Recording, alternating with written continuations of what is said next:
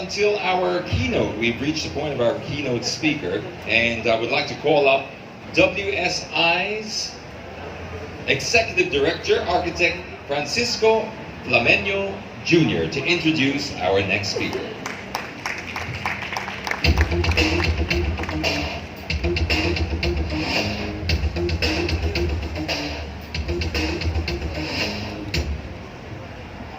Good morning. Secretary Delphine Negrillo Lorenzana is the 36th Secretary of National Defense with more than 4 decades of serving the nation in defense and foreign relations.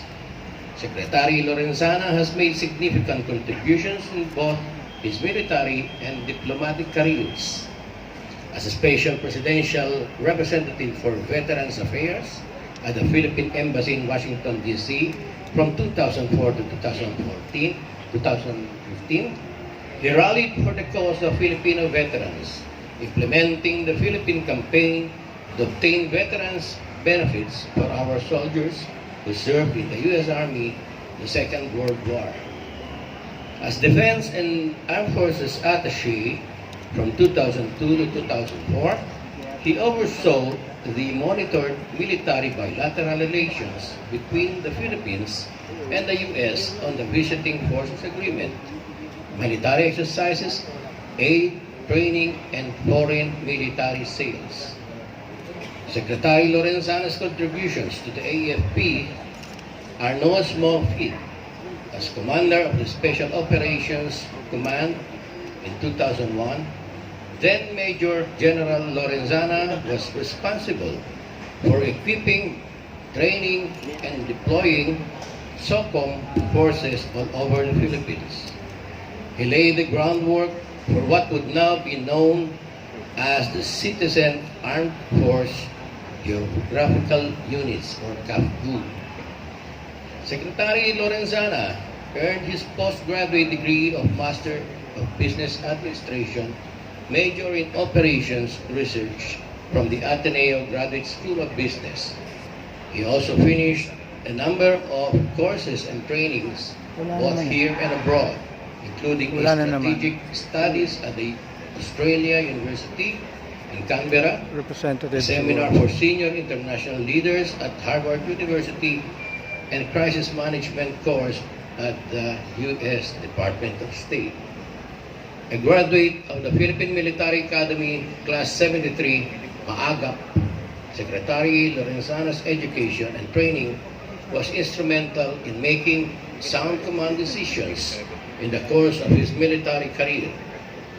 His awards and decorations include the February 86 Revolution Ribbon, the Gold Cross Medal for Gallantry in Combat, the Presidential Legion of Honor, degree of officer, the U.S. Legion of Merit, degree of officer, and the Distinguished Service Star. Ladies and gentlemen, the Secretary of National Defense, Delphine Lorenzana, is currently tied up with a major commitment this morning, but asked a very able personality to represent him. Let's give a big round of applause for the Undersecretary of National Defense, Cardozo Luna.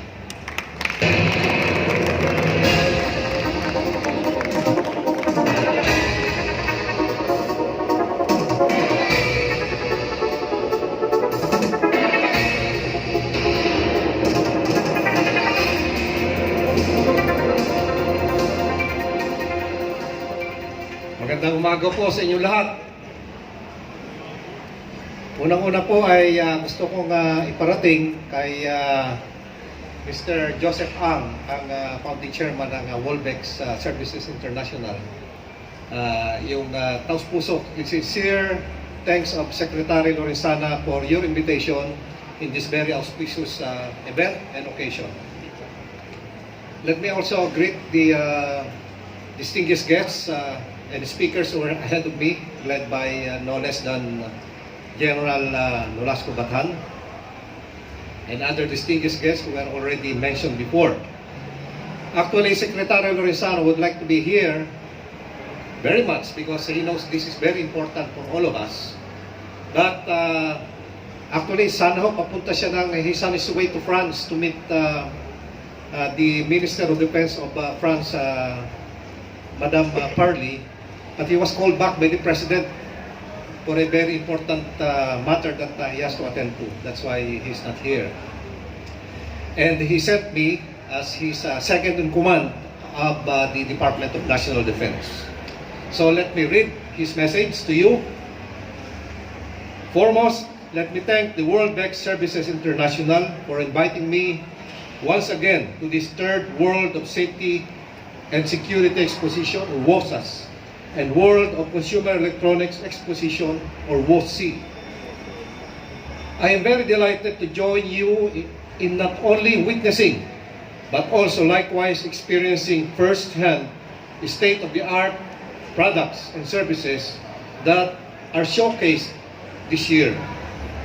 Having graced the first and second WOSAS, so ito po, pangatlo na niya, third, and WOCEE, I can attest that the products that are on display were meticulously developed and painstakingly manufactured for the safety and security of our people, our communities, and to the large extent, our country. Technology has always been a game changer in any industry, more so in the areas of security and safety. Keeping up with the latest is therefore an imperative for the Department of National Defense, especially the Armed Forces of the Philippines, for three main reasons. First, to adequately address present and emerging threats, which continuously morph into more complex and complicated ones.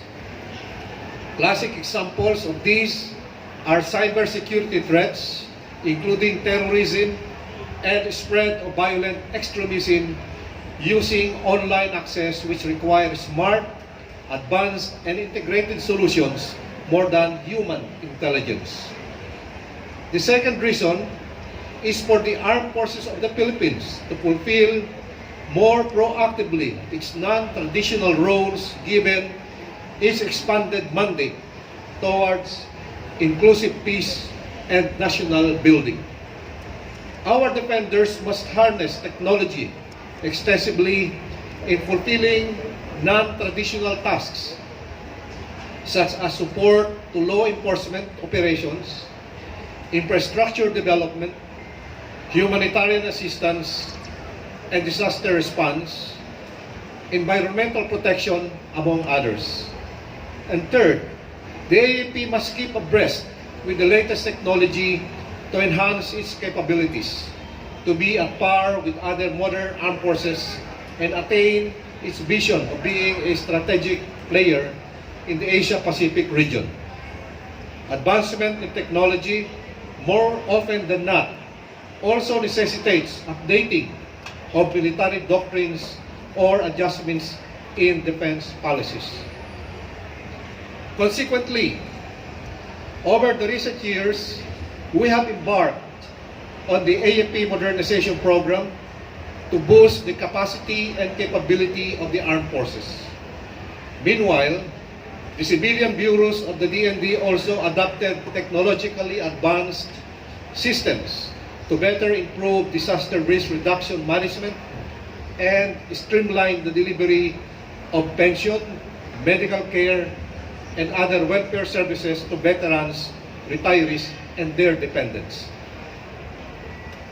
While technology has significantly improved the safety and security of corporate and public organizations, it has also elevated the personal and private safety of individuals. The recent years, innovators have ventured into equipping people with products and services to secure and protect themselves in their own capacities, at least in their private spaces. Recent advancements in business and industry now highlight more than ever the need to integrate systems for the safety of Filipino workers and employees. As the matter of people's security and safety is not solely the government's responsibility, products of today's technology accentuate the fact that individuals have the same level of responsibility to ensure not only their own safety and security, but of their families and their communities. However, we still go a long way before we can fully inculcate security and safety in the mindset and habits of our citizens, as most people still expect the government to fully protect them round the clock from all sorts of threats and danger that come their way. That is why I appreciate endeavors such as this, as it impresses upon us that individual consciousness and awareness is our immediate and most valuable possession in times of impending danger. This is most relevant in the aspect of disaster preparedness, which is central to this year's exposition, especially in your security or CQ-CON that focuses on fire safety, must-knows, flood measures, earthquake preparedness, and business continuity after disasters. Our knowledge of safety and survival in times of disaster is always premium over any other things, while the government persistently strives to build systems that are resilient. The first line of defense will always be our personal knowledge and awareness. We draw from the same mindset of zealousness, promotion, and support for the reinstatement of the Mandatory Reserve Officers Training Corps, or ROTC, among the young.